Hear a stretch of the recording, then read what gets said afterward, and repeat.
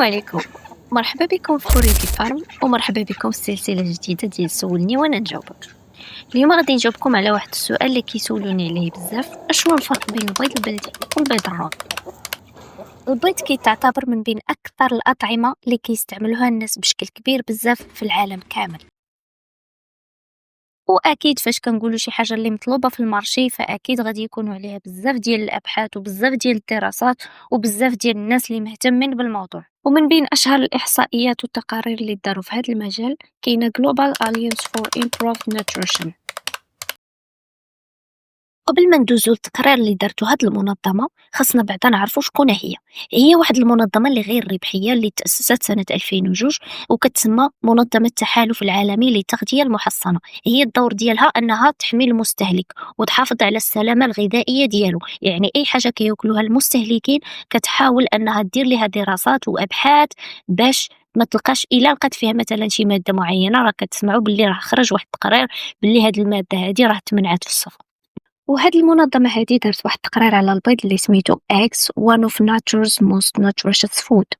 كيذكر أن المعدل المتوسط العالمي للتوفر ديال البيض هو 3 البيضات للشخص في الأسبوع. وكاينة دراسة أخرى اللي دارتها الجمعية الوطنية لمنتجي البيض الاستهلاكي. هاد الدراسة هادي داروها في سنة 2017 على المغرب اللي انتج فيها 5.5 مليار بيضة، وهاد العدد الهائل ديال البيض كان فقط من أجل المغاربة، يعني ما فيه حتى تصدير لا برا المغرب. هاد الدراسات هادو كيبينوا لنا صورة تقريبية على الكمية الهائلة ديال الاستهلاك ديال البيض سواء في المغرب أو خارج المغرب، لكن في الأخير كيبقاو هاد الأرقام ديال الإحصائيات غير واحد الأرقام اللي تقريبية باش تبين لنا الصورة، حيتاش دائما كيتبدلوا على حسب السلالات وعلى حسب الجودة وعلى حسب الأعلاف وعلى حسب الظروف الملائمة وبزاف ديال الأمور.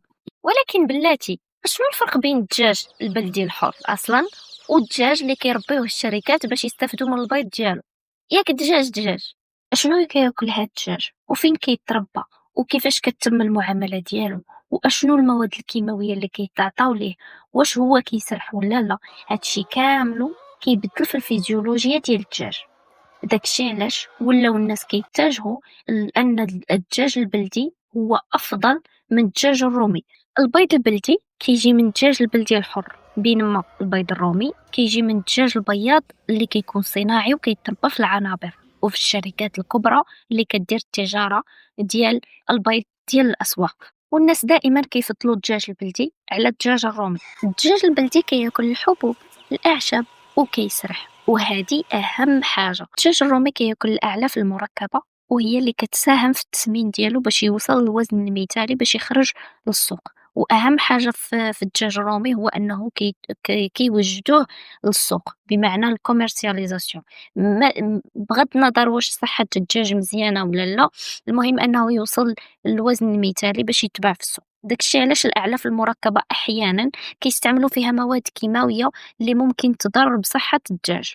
وفاش كنقولوا صحه الدجاج كذلك صحه البيض، حيت الا كان الدجاج مريض راه حتى البيض كيتاثر. البيض البلدي كيكون صغير في الحجم، اما البيض الرومي كيكون كبير ومتقارب في الحجم، واكيد هذا الشيء راجع للتغذيه ديال الدجاج. بالنسبه للثمن البيض البلدي كيكون غالي على البيض الرومي، وانا من نهار عقلت على البيض البلدي كيكون اغلى من البيض الرومي. حاليا اليوم التاريخ ديال 7 شهر 12 2025 حنا وصل عندنا البيض في النواحي ديال اكادير البيض البلدي ساوي 3 دراهم، وبالنسبه للبيض الرومي العادي اللي كناخذوه واصل درهم ونص. قولوا لي في تعالك شحال وصل عندكم البيض؟ بالنسبة للقيمة الغذائية البيض البلدي فيه فوائد أكثر لأن التغذية ديال الدجاج كتكون طبيعية، فمن طبيعي أن البيض البلدي يكون فيه معادن وفيتامينات وبروتينات أكثر من البيض العادي. البيض الرومي كيكون أقل شوية من ناحية لي فيتامين ولي بروتين مقارنة بالبيض البلدي.